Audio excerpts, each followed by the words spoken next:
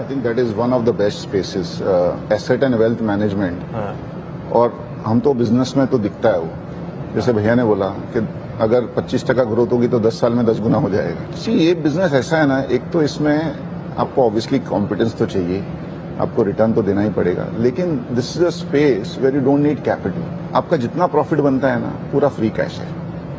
दूसरा, it's the best way to play the wealth effect in India. देखो, India में लोग अभी भी सेविंग करते हैं। अगर आपने 100 रुपया कमाया है ना, तो आप 30 खर्चा करोगे, 70 सेव करोगे। मेरे पास एक गोरा आया था, बोला I want to play the luxury sector in India.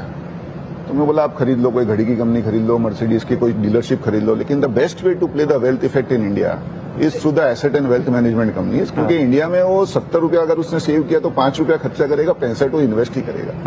And it's still the start. We still have only 7-8% invested. HNIs, I completely agree with family offices are usually under-invested in the equity markets. That's why even at these valuations we are saying that there will be decent returns made.